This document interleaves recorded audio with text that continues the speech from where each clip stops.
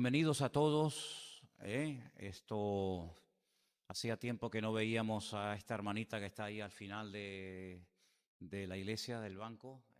Hacía tiempo que no te veíamos. Bienvenida. Igualmente a Miguelito y a su madre. También hacía tiempo que nos tenían abandonados. ¿eh? Le damos la bienvenida. Hay un matrimonio por allá que creo que nos conocemos, ¿verdad? Nos conocemos. Me suena muchísimo vuestra cara. Nos conocemos, claro que sí. Bienvenidos también. Muy bien, hermanos, nosotros vamos a seguir en principio con el estudio que hemos comenzado ya hace unas cuantas semanas atrás, basado en el libro de Primera de Samuel. Es un libro, como ustedes han podido comprobar hasta el día de hoy, repleto de enseñanzas y de historias muy interesantes. Yo sé que ha pasado mucho tiempo desde que este libro se escribió, pero el corazón del hombre me da a mí la impresión de que poco ha cambiado en este tiempo. Hoy en día siguen habiendo personas fieles que aman a Dios. El caso, por ejemplo, de Samuel, un hombre que amaba al Señor, un hombre que es el producto de una oración contestada de su madre. Su madre, como todos saben, era una mujer estéril. El Señor escuchó esa oración, este niño nació y se convirtió en un hombre de Dios tremendo, que tuvo la oportunidad de ungir al primer rey de Israel, a Saúl, al segundo también, a David. Y estamos viendo en las últimas semanas estos dos personajes que mientras uno va, como yo digo, en picado, cuesta abajo y sin frenos, nuestro querido Saúl, ¿verdad?, que dice que ya se ha apartado el Espíritu de Dios de él y ya el hombre está en una locura terrible. Tienen que decirle a David que venga al palacio a tocar el arpa para que tenga algo de alivio, se sienta algo mejor y el espíritu malo que le atormentaba se apartara temporalmente de él. Y por otra parte vemos a David que el Señor nada más que lo bendice y lo protege y lo ayuda y lo cuida y mientras uno va de mal en peor, el otro va pues creciendo y de victoria en victoria y de bendición en bendición. Hoy nos vamos a ir al capítulo 23 de Primera de Samuel, por favor, si ustedes lo quieren buscar. Capítulo 23 de Primera de Samuel. Encontramos a David en el desierto. Hasta el día de hoy hay algunos desiertos en Israel, todos por cierto muy hermosos que se pueden visitar. Y hay una parte en el desierto de Judea que se llama En-Gedi, lugar en el que gracias al Señor hemos tenido en varias ocasiones la oportunidad de estar, y es un oasis en medio del desierto. Es un parque nacional que se visita y se va subiendo, subiendo, subiendo, y hay al final una enorme cascada de agua. Y dicen que por aquella zona fue donde se escondió David mientras Saúl lo perseguía, porque como bien saben ustedes, ya lo hemos dicho en anteriores estudios, Saúl le cogió unos celos enfermizos a David sin motivo alguno, sobre todo a raíz de la muerte del gigante Goliat, ¿se acuerdan? Dice la Biblia que las chicas del país comenzaron a cantar aquella canción que decía: Saúl hirió a 1000, David a sus 10.000. Y esto no le hizo mucha gracia al rey Saúl, y dice que desde ese día no lo vio con buenos ojos. Lamentablemente, hasta el día de hoy siguen habiendo personas con este problema tremendo de los celos. Los celos es algo que termina destruyendo la relación matrimonial, termina enfermando a la persona que tiene este problema. Y si hay alguien aquí que tiene ese problema, pues preséntaselo al Señor cuanto antes, porque los celos terminan enfermándote espiritual y físicamente. Y dice la Biblia que uno de los problemas que tenía Saúl eran los celos. Él creía que David lo odiaba, él creía que David era su enemigo, nada más lejos de la realidad. Si en esta vida, ya también lo he dicho, había alguien que amaba y respetaba y apoyaba a a Saúl, ese era David. En el capítulo 23 encontramos a David en el desierto, en un lugar llamado En-Gedi, y concretamente en el versículo 14 hay algo muy interesante que le pesó a David haberlo hecho. Yo creo que en la vida todos, en algún momento puntual de la vida, podemos decir: eso no tenía que haberlo hecho. ¿verdad? Esa acción, si no lo hubiera hecho, mejor. Y David hizo algo en ese momento que le dolió, le pesó en el corazón, porque realmente no tenía que haberlo hecho, pero bueno. Y dice que David se quedó en el desierto, en lugares fuertes, y habitaba en un monte, en el desierto de Sif. Saúl lo buscaba todos los días, dice, pero Dios no lo entregó en sus manos. Y antes de leer lo que David hizo en ese desierto, yo quiero destacar esta última frase de ese versículo, donde dice que Saúl lo buscaba diligentemente todos los días, con cientos, con miles de soldados, pero Dios no lo entregó en sus manos. Uno se pregunta, ¿cómo en un país tan pequeño, con tantos miles y miles de soldados, no encontraron nunca a David? Y hay pasajes en Primera de Samuel donde parece que cuando ya lo tenían ahí a punto de caramelo, en una emboscada que no había escapatoria, resulta que se enteraba Saúl de que los filisteos habían vuelto otra vez a atacar el país y tenía que desistir y marcharse a otra parte. Pero el motivo por el que Saúl nunca logró matar, nunca logró prender a David, fue porque Dios no lo entregó en sus manos. Ahora, tenemos que creer los creyentes en la soberanía de Dios, ¿sabes? Cuando uno cree en el Señor, cuando uno le acepta, cuando uno le recibe, hay muchas cosas que uno va descubriendo y descubriendo con el paso del tiempo. Una de las cosas que uno va descubriendo del Señor prácticamente a diario es la soberanía de Dios, el trato que Dios tiene personalmente con cada uno de nosotros. Yo siempre he dicho que la Biblia es el plan general de Dios, ¿verdad? Donde ahí se escribe los mandamientos y preceptos y las normas y principios a nivel general para todos, da igual el país en el que hayas nacido, da igual a la iglesia a la que pertenezcas, si hay principios generales para todos, pero también reconocemos que luego hay un trato personal. Lo que Dios seguramente está haciendo en tu vida es diferente a lo que está haciendo en la vida del hermano o de la hermana que está delante o detrás, a tu derecha o a tu izquierda. Hay un trato personal porque Dios, creemos que es un Dios personal. Y cuando a Dios le dejamos trabajar en nuestra vida, pues Él sabe en qué área de mi vida yo necesito ser tratado, moldeado, ¿verdad? Y hay áreas en la vida mía en las que el Señor está obrando que a lo mejor no tiene por qué obrar en la vida tuya o viceversa, ¿no?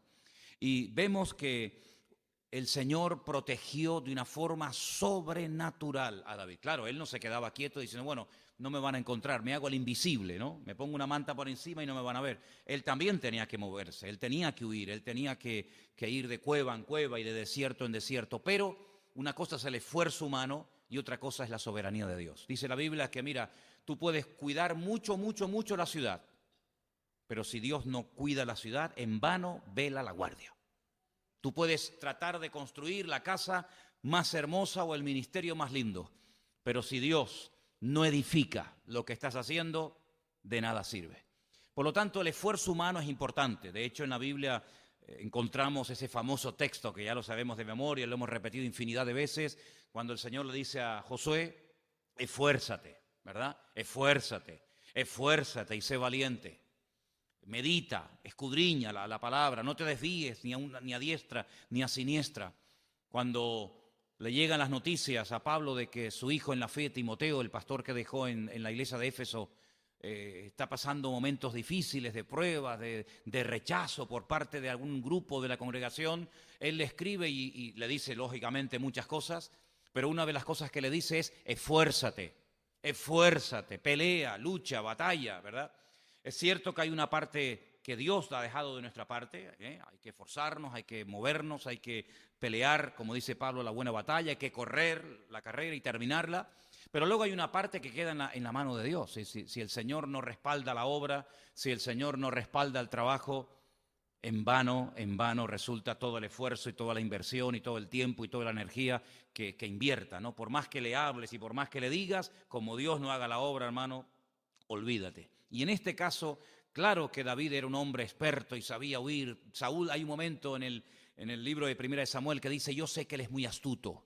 Él lo dice, yo reconozco que este es muy escurridizo, es muy astuto, pero independientemente de que fuera astuto y conocedor del terreno, ahí está la clave. Dios no lo entregó en sus manos, porque Dios había dicho una palabra a David, ¿se acuerdan? Cuando era jovencito, él estaba en el monte, lo fueron a buscar, él viene, lo ungen delante de sus hermanos, delante de su familia.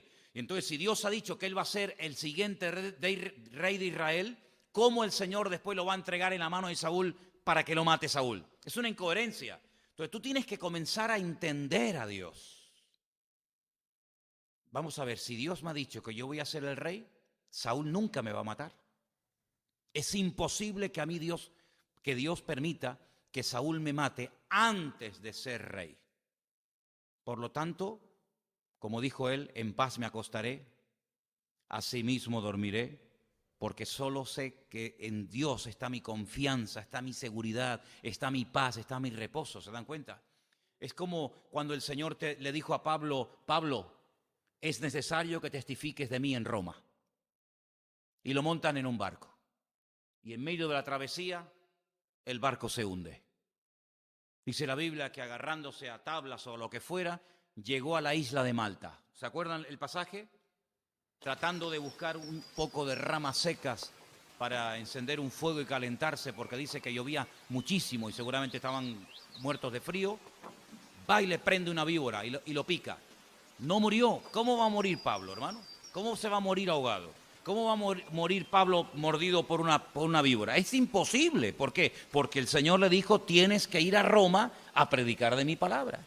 Entonces, cuando uno está en la voluntad de Dios y Dios ha trazado la línea y Dios te ha revelado su plan, podrán venir problemas, podrán venir dificultades, podrán venir luchas, todo lo que tú quieras, pero el plan de Dios, si tú quieres que se cumpla en tu vida, sí o sí se va a cumplir. ¿Cuántos dicen amén? Entonces, cuando uno sabe el plan de Dios, pues uno tiene la tranquilidad de decir, todavía mi tiempo no ha llegado. Es como cuando el Señor, estoy poniendo ejemplos para que veáis cómo cuando Dios dice algo hay que recordar lo que ha dicho, para no caer en desesperación, para no caer en frustración, para no caer en temores absurdos y ridículos. Cuando el Señor le dice a Juan, yo quiero que él quede hasta que yo venga. Y dice que algunos entendieron mal y dijeron, bueno, ¿será que no va a morir nunca?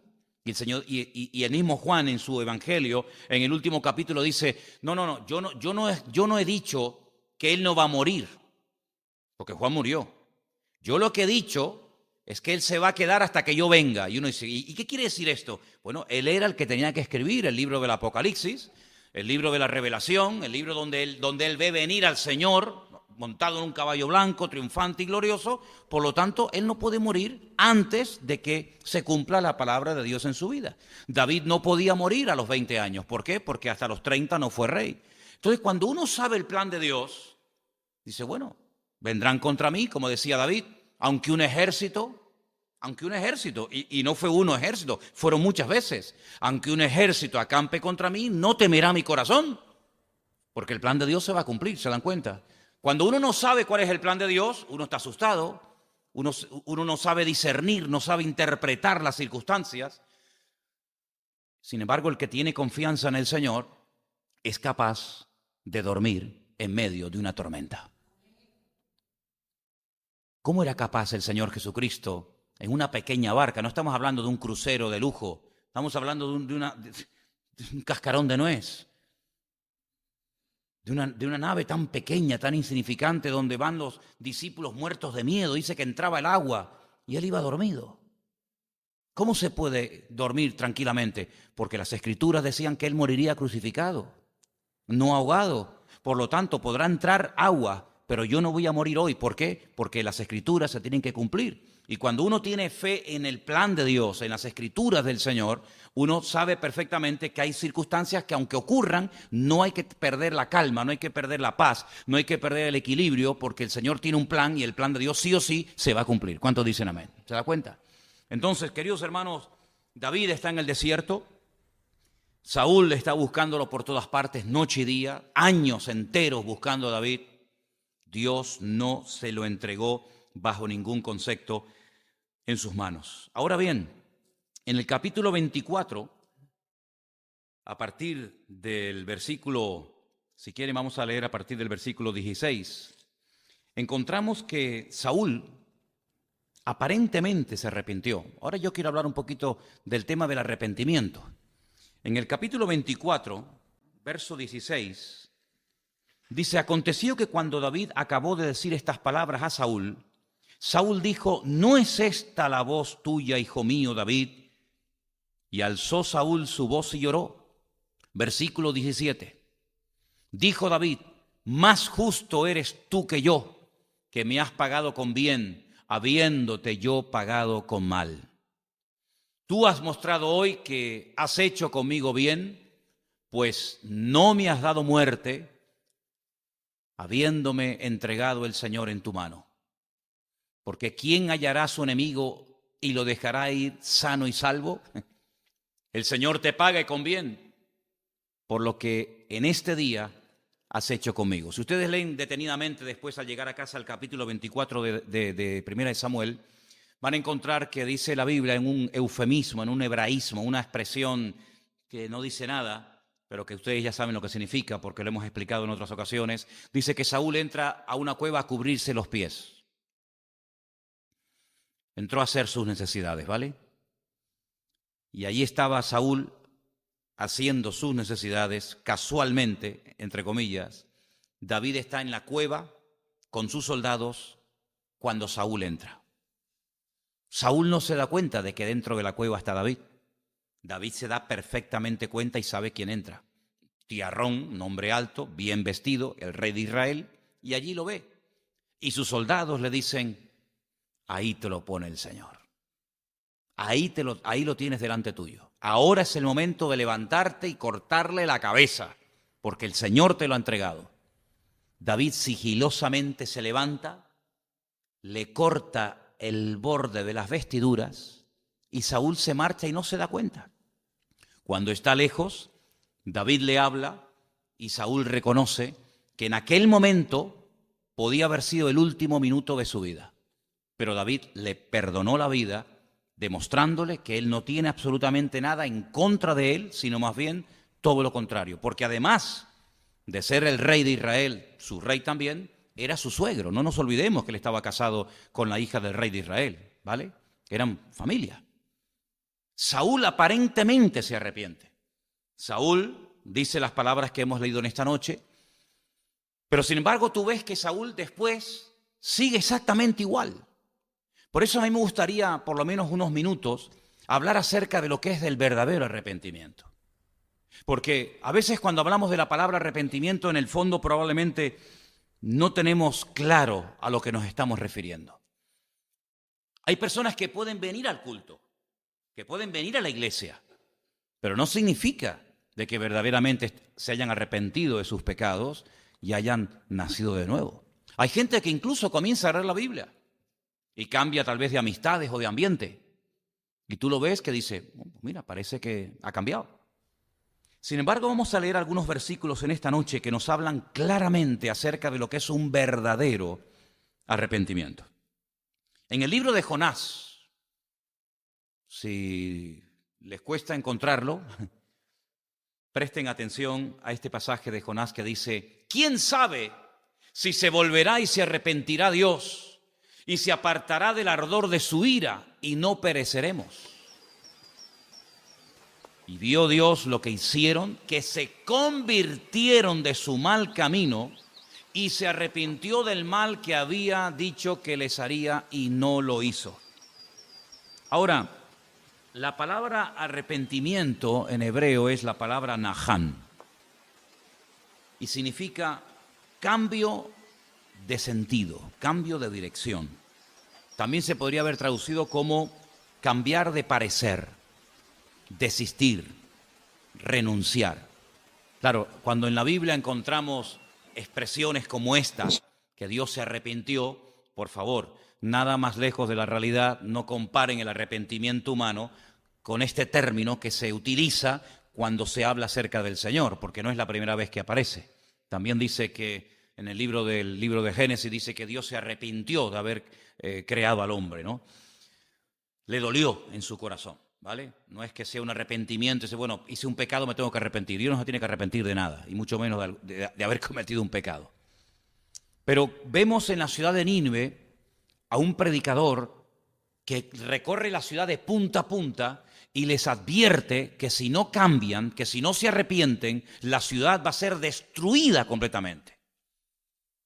Jonás sabemos que no quería ir, Porque él sabía perfectamente que en el momento en el que el hombre, el pecador o quien sea, se exponga a la predicación de la palabra, puede haber la posibilidad de que esa persona sea impactada y cambie.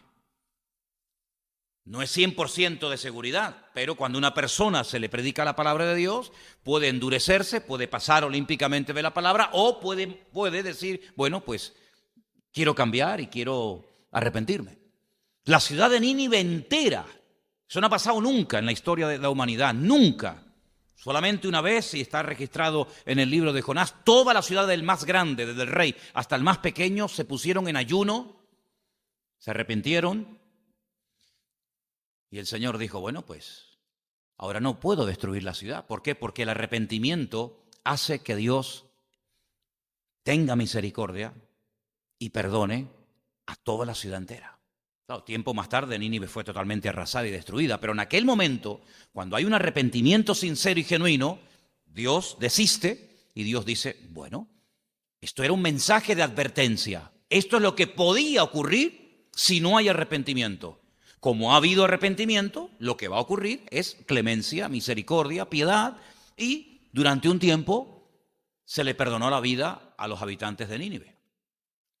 Por lo tanto, vemos que no era simplemente decir, uy, se asustaron. Madre mía, lo que nos puede pasar si no nos arrepentimos. No. Cambiaron radicalmente su conducta, se humillaron. Dice que se acostaron en polvo, en ceniza, en silicio. Dice que hasta los animales ayunaron en aquel tiempo. Hubo un cambio genuino. Porque una de las cosas que dice, por ejemplo, en los evangelios, en Mateo capítulo 3, del 1 al 8, cuando la gente venía al río Jordán para ser bautizada por Juan, y él veía que se había convertido como una especie de moda el que la gente se bautizara, pues fíjense lo que Juan le decía a aquellas multitudes. En aquellos días, vamos a empezar por el versículo 9, Mateo 3, versículo 9. No penséis dentro de vosotros mismos, Abraham tenemos por padre, porque yo os digo que Dios puede levantar hijos de Abraham aún de estas piedras. Y ya también el hacha está puesta a la raíz de los árboles, por tanto, todo árbol que no da buen fruto es cortado y echado fuera en el fuego. Perdón, del 1 al 8, perdón, discúlpame. Estamos en Mateo 3, del 1 al 8. Ahí está, perdón. En aquellos días vino Juan el Bautista predicando en el desierto de Judea. Y dijo, él utiliza la misma palabra que utilizó Cristo cuando comenzó su ministerio. Arrepentíos, porque el reino de los cielos se ha acercado. No se ha establecido, pero se ha acercado, ¿vale? Pues este es aquel de quien habló el profeta Isaías cuando dijo, voz del que clama en el desierto, preparad el camino del Señor, enderezad sus sendas. Juan estaba vestido de pelo de camello, tenía un cinto de cuero alrededor de sus lomos y su comida era langostas y miel silvestre.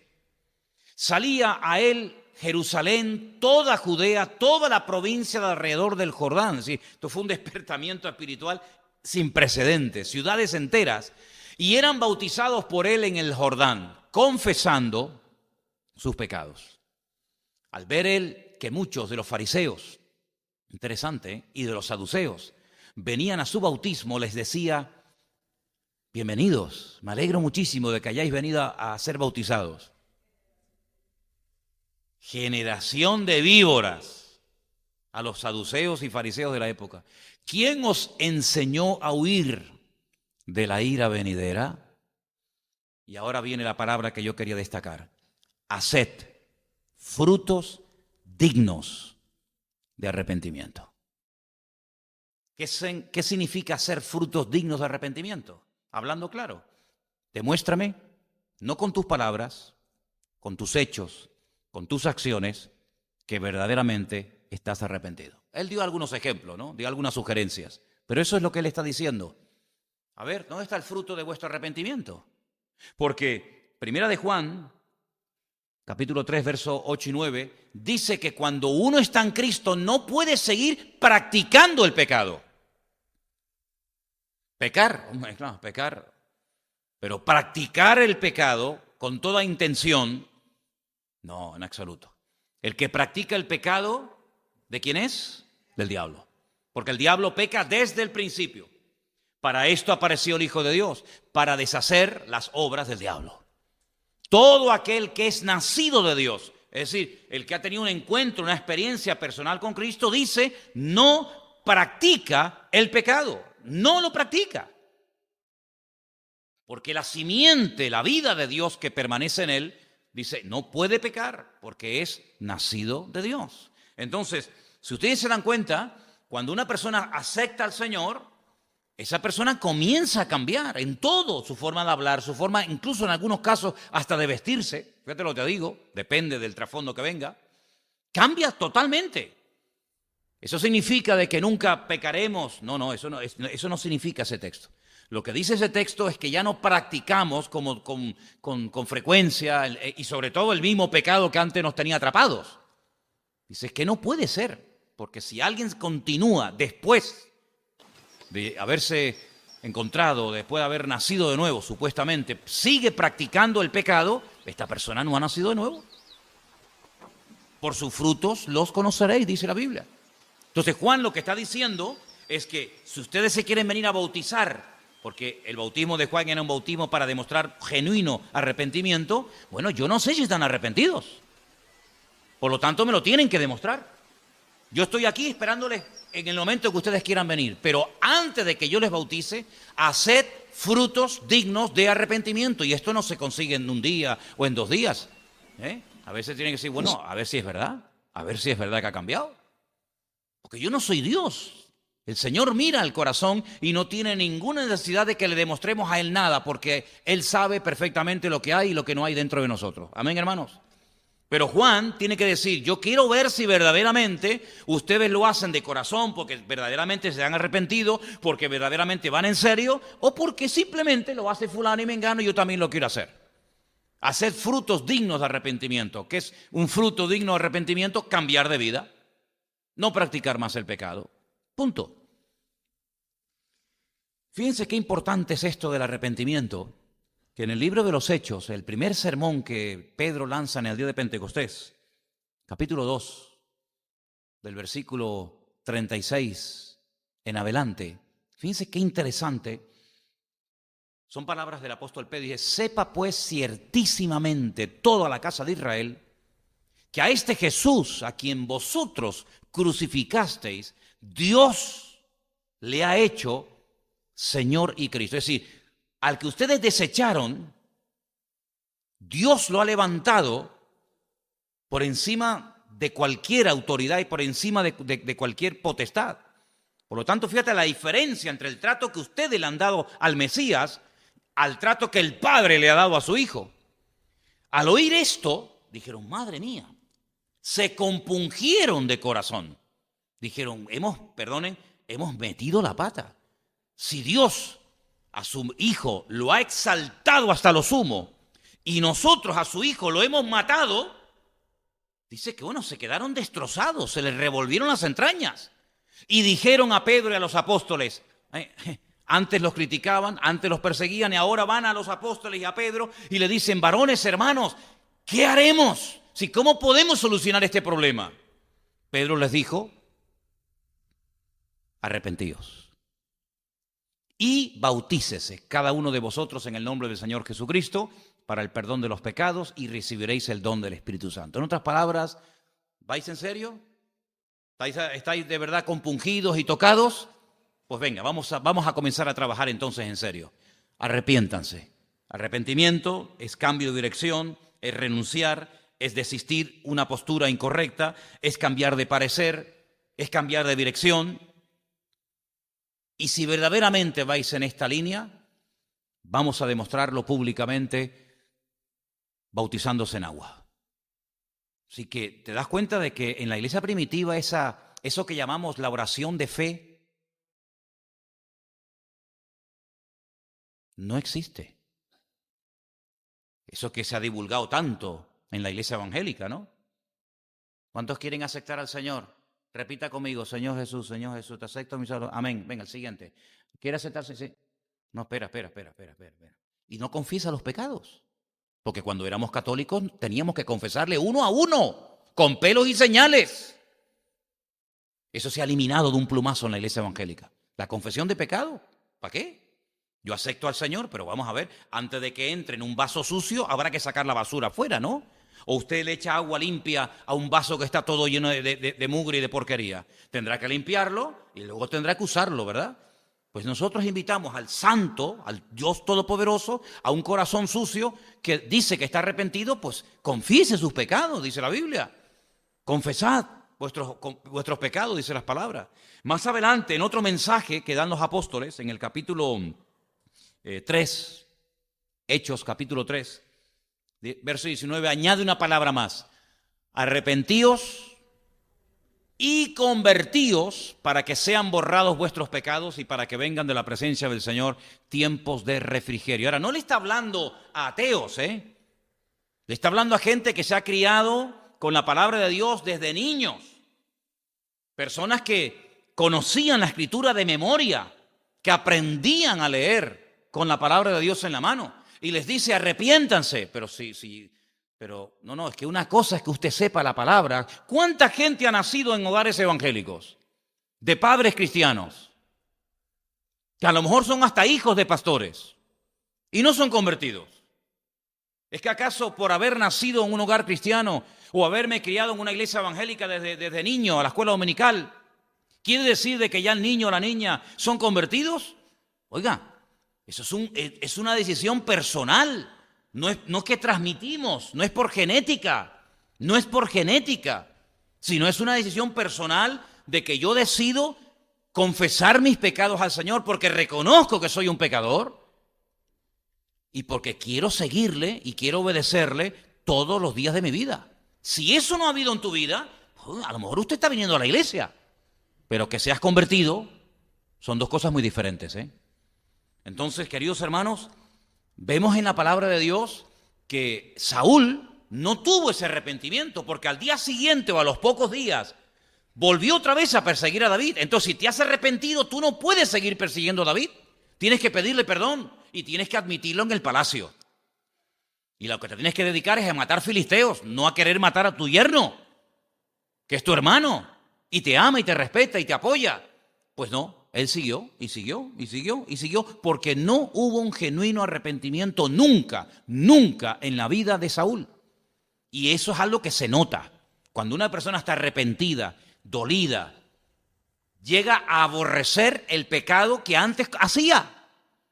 Porque yo sé que hay un versículo que muchos cristianos conocen de memoria, que está en Proverbios, que dice que el principio de la sabiduría, ese lo sabe todo el mundo, es el temor a Dios, ¿sí? Pero es que hay otro que empieza igual, pero no todo el mundo lo sabe, que dice que el principio de la sabiduría es aborrecer el pecado. Ese también está en la Biblia. El principio de la sabiduría es aborrecer el pecado. No solo dejarlo,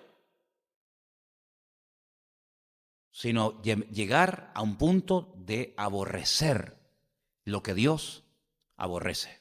Y mientras usted no aborrezca lo que Dios aborrece, tú no has nacido de nuevo. Porque cuando una persona tiene a Dios dentro, no puede desear cosas que el Dios que lleva dentro no desea. Hace muchos años leí un libro, La mente renovada se llamaba, un libro muy interesante que hablaba de los sentimientos, de las emociones, de la mente, del vocabulario, cómo uno puede llegar a sentir lo que Dios sentía y cómo uno puede llegar a hablar como el Señor hablaba y cómo uno puede llegar a vivir como el Señor vivía. Es que esa es la meta del creyente. La conversión, yo le decía esta mañana a Marcos, que me reunía con él, digo, mira, la conversión digamos que es instantánea, el convertirse, ¿no? El entregar tu vida a Cristo. Muy bien, hoy estarás conmigo en el paraíso, ¿sí? Pero no hubo ningún trato en esa vida. ¿Por qué? Porque es que tampoco tuvo tiempo para quedarse. Pero tú y yo que hemos estado años después de haber conocido al Señor, ¿qué es lo que está haciendo el Señor en nosotros? Moldearnos, tratarnos, pulirnos. Y eso no lleva una semana ni 15 días. Eso es un trabajo de toda la vida. Y lamentablemente Saúl nunca se dejó tratar por el Señor. Por eso Dios dijo, no lo aguanto. Lo desecho, no me sirve. Y le dice a Samuel, no ores más por él, por favor. No ores más por él. ¿Hasta cuándo vas a estar llorando por Saúl?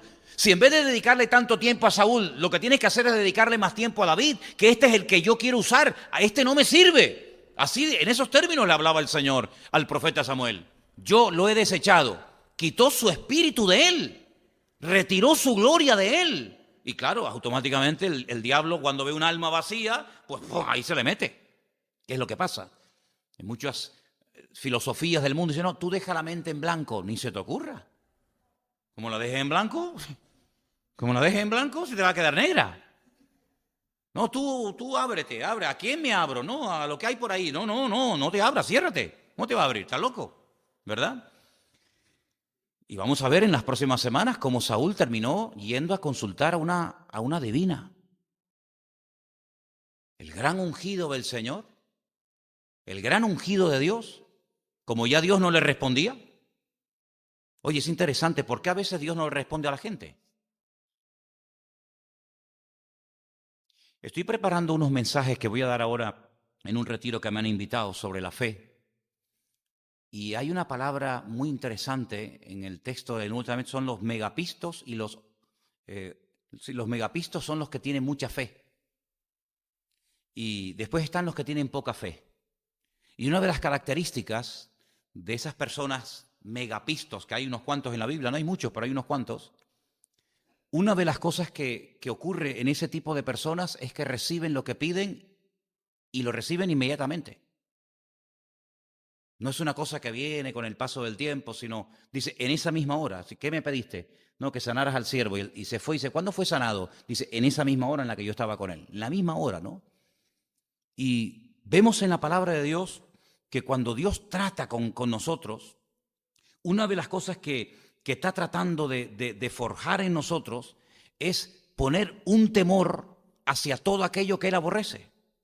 Como Saúl ya no tenía al Señor, pues dice que él va y consulta con la divina de Endor, porque ya Dios no le respondía. Es interesante, ¿no? Es interesante esto. Lo vamos a ver más adelante, ¿no? Pero para seguir un poquito más adelante, el aparente arrepentimiento de Saúl no fue sincero. David le perdonó la vida ahí, y más adelante vamos a ver en otro pasaje que también le perdonó la vida. Pero Saúl tenía un hijo muy bueno. Eso de que de tal palo tal astilla no siempre es así. No siempre es así. Ese versículo que dice tal la madre, tal la hija, bueno, hay a veces ciertas excepciones. Porque los hijos de David no tenían el corazón por el Señor que tenía su padre, ¿verdad? Pero este muchacho es una persona diferente. Esta es la persona que a mí me produce más tristeza de toda la Biblia. Porque, permítame la expresión, fue un pobre desgraciado. De verdad. En 1 Samuel 27, versículo 17, el hijo del rey le dice unas palabras a David muy bonitas y al mismo tiempo muy curiosas, ¿no? 1 Samuel 27, 17 dice... perdón, no está. Bueno, copié mal el texto. Es cuando Jonatán se encuentra en el desierto con David y le dice, yo sé que cuando mi padre muera, yo seré el segundo. Es el encuentro de Jonatán, a ver si alguien me lo encuentra. El encuentro de Jonatán con David en el desierto. Dice, yo sé que yo seré el segundo en tu reino. Nunca fue segundo, ni tercero, ni nada. Y si él sabe perfectamente que él no va a ser el siguiente rey de Israel, que es lo lógico, cuando el rey muere, ¿quién es el siguiente rey? El hijo, y así sucesivamente. Si él sabe perfectamente que el destino de su vida, el plan de Dios para su vida, no pasa por que él será el segundo rey de Israel, y él reconoce, porque ya ha hecho un pacto con David, y lo vuelve a reconocer en el desierto diciéndole, yo sé que yo seré segundo en el reino, ¿por qué nunca fue segundo en el reino? Porque David no le dijo, no, de eso nada, ese cargo de segundo en el reino, eso está reservado para la persona que yo considere oportuna. No le lleva la contraria, sino que como que admite, ¿no? El silencio otorga. Pero entonces, ¿por qué Jonatán nunca llegó a ser el segundo en el reino? Porque dice en la Biblia, y esto lo veremos en las próximas semanas, que cuando Saúl fue una vez a la guerra, está ahí, Ah, mira, ese es 23:17. Ay, perdón, yo puse 27:17. 23:17. Después lo corrijo. Gracias, muy amable. Le dijo, son palabras de Jonatán a David, no temas, pues no te hallará la mano de Saúl mi padre, tú reinarás sobre Israel, yo seré segundo, ahí lo veis, después de ti, y aún Saúl mi padre así lo sabe. Cuando su padre fue a la guerra, Jonatán se fue con él. Y el día que Saúl murió, también murió Jonatán y sus hermanos, porque estaba con la persona equivocada, en el momento equivocado, el día equivocado. Y todos cayeron en el mismo día. Si Jonatán hubiera sido un poco listo en ese sentido, hubiera dicho, ¿yo para qué voy a ir a una guerra en la que Dios no viene con nosotros? Yo siempre he dicho que meterte en algo que Dios te dice, métete, adelante. Pero meterte en algo que el Señor te ha dicho o no te ha dicho que te metas, amigo, corre serio peligro. Si el Señor no está con mi padre, si el rey de Israel va a ser mi amigo David, yo ya no tengo que ir a ninguna guerra con mi padre. Yo ya no tengo que apoyar lo que no tengo que apoyar. Si Dios no lo apoya a él, ¿por qué lo tengo que apoyar yo? ¿Es que yo voy a ser más bueno que el Señor? ¿A qué batalla vamos a ir? Si Dios no viene con nosotros, si Dios no viene a la guerra con nosotros, porque ya mi padre está totalmente desechado por la mano de Dios, ¿para qué voy yo a ir con él? ¿Apoyar qué? Cavó su propia tumba. Cayó su padre y él también cayó. Y cuando le llega la noticia a David, bueno, David entra en un estado terrible, gritando por todo el palacio, Jonatán, Jonatán, amigo mío. No daba crédito a que su amigo Jonatán había muerto ese día porque se fue con una persona equivocada en el momento y en el día equivocado. Y por eso es muy importante que estemos siempre bien cerca del Señor y en el terreno que el Señor nos ha acotado y en el lugar donde Dios nos ha metido. Porque cuando nosotros estamos cerca del Señor, el Señor nos protege, el Señor nos cuida, el Señor nos ayuda, el Señor nos bendice. Hay una protección, hay una cobertura que la perdemos cuando no estamos en el lugar equivocado. Miren, por ejemplo, Pedro, durante 3 años. Oye, Pedro fue un gran discípulo del Señor, ¿sí? Con sus fallos, con sus defectos, con sus historias, pero una persona que tú lo ves, oye, camina sobre las aguas. Oye, también hay que decirlo, hermano. Y es un hombre que dice, tú eres para mí el Mesías, el Hijo del Dios viviente. Es una persona que tú ves que va creciendo, que va madurando, que poquito a poco, ¿verdad?, va creciendo en las cosas del Señor.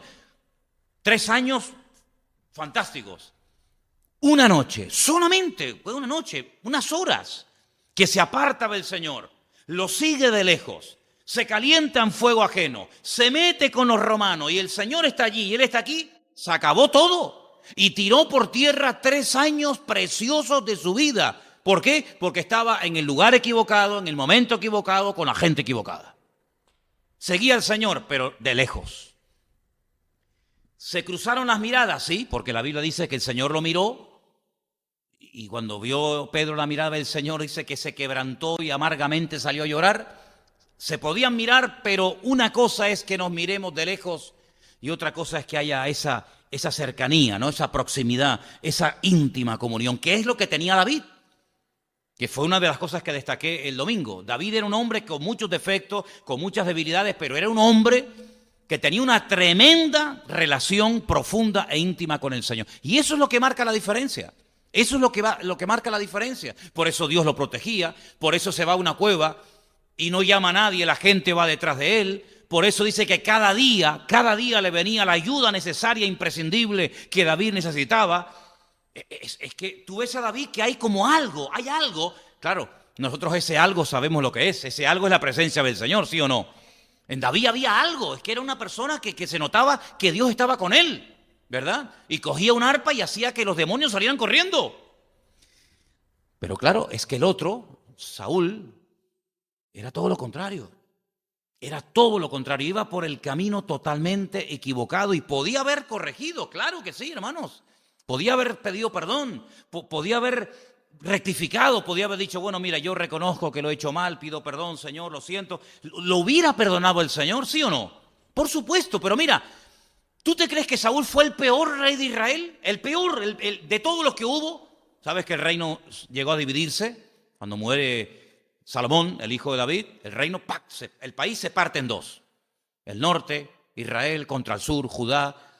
Una guerra civil que duró años. Y tú comienzas a ver la lista de todos los reyes del norte, todos los reyes del sur. Oye, y Saúl no fue el peor. Hubieron otros 1000 veces peor.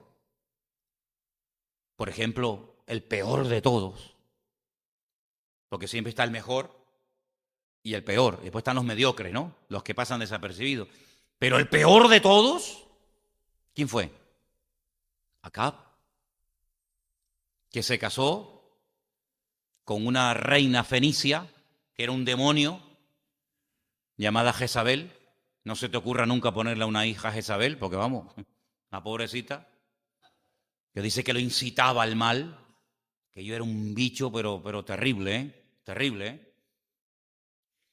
Y este hombre, pues era un pelele en manos de ella, y ella era la que, constrúyeme un templo aquí, constrúyeme un templo por allá, y financiame los 400 sacerdotes que dejé aquí, y porque claro, se hablan de los 400 profetas de Baal, ¿sí? Y los de Acera, que eran 450 más, y todo el reino era, venga templos, y venga idolatría, y venga brujería, y venga hechicería, y venga, un desastre de rey, un desastre, pero dice que era malo, pero malo, porque dice que su mujer lo incitaba para el mal.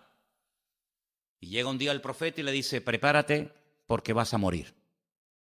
Da media vuelta al profeta, sale, y cuando Acab, que era un demonio, hermano, era malo, pero malo, cuando oye aquella palabra, dice que se vuelve a la pared, se quebranta, como que se humilla, se arrepiente, y antes de que saliera el profeta Isaías por la puerta, el profeta Elías por la puerta le dice, entra y dile que por cuanto se ha arrepentido, el mal vendrá, pero más adelante, no vendrá en su época.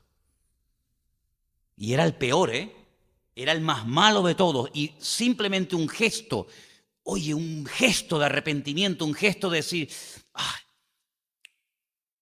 no va a venir el mal en tu época, sino más adelante. ¿Cuánto más con Saúl?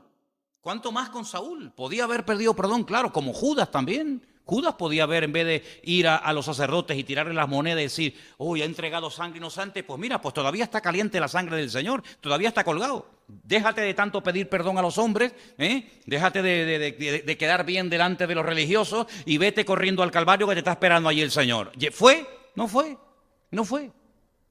Entonces, hermano, vemos que en la Biblia el arrepentimiento es lo que marca la diferencia, pero tenemos el concepto de que el arrepentimiento es para los inconversos, que se arrepientan. ¿Y los cristianos? ¿No tenemos nada de que arrepentirnos los que nos llamamos cristianos? Hombre, pero cada día tenemos que arrepentirnos de algo, de pensamientos, de deseos, de pérdida de tiempo, de montones de cosas.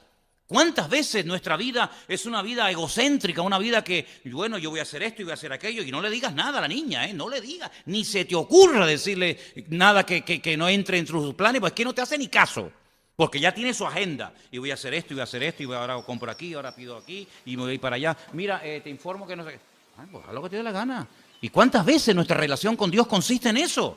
¿Verdad? Yo tengo mi agenda, yo tengo mis planes, yo tengo mis proyectos, yo compro, yo vendo, ahora salgo con este, ahora no me gusta este, ahora salgo con el otro, y ahora este trabajo ya no me interesa, ahora aquí, ahora allá, y Señor, me tienes que ayudar, me tienes que ayudar, porque estoy viniendo a la iglesia, estoy leyendo los capítulos diarios que las hermanas están leyendo. Sí, una cosa increíble, ¿verdad?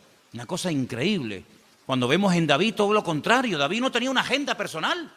Saúl se levantaba y decía, a ver, vamos a atacar a David por aquí, ustedes vayan por allá. David cuando se levantaba, ¿qué agenda tenía? Ninguna. No tenía ninguna agenda, sino dejaba que el Señor lo guiara. ¿Y ahora a dónde voy, padre? Ahora a cuidar las ovejas. Venga, para allá vamos. Coge un par de panes y unos quesos y se lo llevas a tus hermanos al campo de batalla. Sí, padre, para allá voy. Llegas allí, ves el gigante. ¿Quién va a matar al gigante? ¿Hay algún voluntario? No, yo voy, no te preocupes.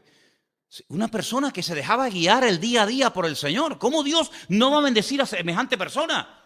Si es que su agenda era el Señor. Una persona que dependía 100% de la mano del Señor.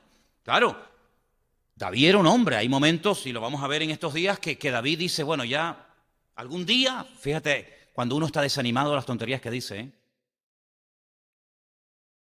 Ustedes porque nunca han estado desanimados, ¿no? Este ha sido mi talón de Aquiles toda la vida. Yo he tenido tendencia al desánimo toda mi vida, toda mi vida. Toda mi vida he luchado con este gigante. A veces lo derroto y a veces no. Pero toda mi vida el desánimo ha sido mi talón de Aquiles. ¿Sabes? Y David llegó un día en el que dijo, como yo sé que algún día Saúl me va a matar. Fíjate lo que dice David. ¿Pero cómo te va a matar? Si te ungió el profeta en la casa de tu padre. Como yo sé que algún día Saúl me va a matar, cogió al padre, a la madre y a los hermanos y se los llevó a Moab. Y le dijo, mira, cuídeme ahí a mis padres, porque como yo sé que me voy a matar, y entonces ¿qué hace él? ¿Y yo dónde voy ahora? Pues me hago el loco, me dejo caer la baba por la boca, como vimos el domingo, y se fue a vivir con los filisteos. Qué bien lo tuvo que hacer, qué bien lo tuvo que hacer para irse a vivir con el enemigo. Porque mira que había matado filisteos David, ¿eh? Le mató al más grande, le mató al Rambo, le mató al Rambo de los filisteos. No te puedes ir con los filisteos. Qué bien lo tuvo que hacer para que los filisteos no dijeran, ay, pero este es el que nos mató el otro día, 300 filisteos. Claro, lo vieron tan mal, lo vieron tan destrozado que dijeron, bueno, pues, no, déjalo por aquí, déjalo por aquí. Dice que se iba por la calle y con la baba pintaba en las puertas. Oye, era un actor, era tremendo, era tremendo. Bueno, pues, claro, como tenía ese carácter tan carismático, después el rey de los filisteos, pues le cogió tanto aprecio que le dijo, ¿por qué no te vienes a la guerra conmigo? Y ya lo invitaba hasta, claro, porque David era un guerrero que cogía una espada y hacía así, y te mataba 300, hasta con el viento de la espada mataba, ¿no? Y se lo llevaba a la guerra con él y tal. Los príncipes de los filisteos dudaban y decían, ¿y si se devuelve en el campo de batalla contra ti? Dice, no, este es como mi hijo y tal. ¿Te das cuenta? Una cosa tremenda. Claro, después le decía el rey de los filisteos, vete y pelea contra aquella ciudad. En aquella ciudad lo conocían y decían, este de loco no tiene un pelo. Pero dice que los mataba a todos para no dejar testigos. Era tremendo, es que era tremendo. Claro, por eso después cuando él una mañana se levanta eufórico con una mega fe tremenda y dice, yo lo que quiero hacer es una casa al Señor. Le quiero construir un palacio. Y el Señor le dijo, quietito. Tú me vas a construir una casa con la sangre que tú has derramado, amigo. Déjale eso para tu hijo, que ese es un pan bendito. Pero tú hazle los planes, tú róbale o quítales el oro a los filisteos, pero tú no me puedes construir una casa porque yo a ti no te he llamado para eso, ¿no? Pero os dais cuenta, queridos hermanos, cómo David, a pesar de sus defectos, a pesar de sus debilidades, que las tuvo, aún no hemos llegado al día malo de David, aún no hemos llegado, ya llegaremos. ¿Os dais cuenta cómo era una persona que amaba a Dios? Y yo quiero que en esta noche, todos y cada uno de nosotros tengamos en cuenta que yo creo que a diario el Señor o nosotros nos tendríamos que hacer esa pregunta. Yo amo a Dios. Yo amo a Dios realmente. ¿Te has preguntado alguna vez esa pregunta? Claro que Él me la pregunta a mí, imagínate. Pero tú te has preguntado, vengo a la iglesia, canto, a lo mejor participo en alabanza, en los jóvenes o en las mujeres o lo que sea, pero en el fondo yo amo a Dios. Yo sería capaz de hacer una locura por Él. Yo sería capaz de dejarlo en un momento puntual todo. Dios, todo. ¿Sería capaz de dar tu vida por Él? ¿Hasta qué punto tú amas a Dios? Pues claro, mientras no se meten con uno, mientras no nos dicen nada, claro, yo amo a Dios, sí, ya. Pero ¿hasta dónde seríamos capaces de demostrarle a Dios que le amamos? ¿Hasta dónde? Entonces, en la vida de David yo veo ese hombre que amaba a Dios por encima de todas las cosas. Y esa fue la pregunta que le hizo el Señor a Pedro. Cuando cayó, cuando le negó, cuando apostató, diciendo yo no conozco a ese hombre, el Señor días más tarde le pregunta, Pedro, ¿tú me amas? Claro, Pedro se queda como diciendo, claro, ¿cómo no te voy a amar? Le vuelve otra vez a hacer la misma pregunta. Pedro, ¿tú me amas a mí? Y le dice, ¿tú me amas más que estos? ¿A qué se refería cuando le dice más que a estos? Pues seguramente la pesca milagrosa que estaba recién cogida, ¿no? Las redes, la barca. ¿Tú me amas más que todo esto? Claro, ¿tú sabes que te amo? ¿Cuántas veces nos hacen una pregunta y no pensamos en la respuesta? Cuando la tercera vez le hace la misma pregunta, dice que se pone triste. Porque, es que Pedro era de efecto retardado.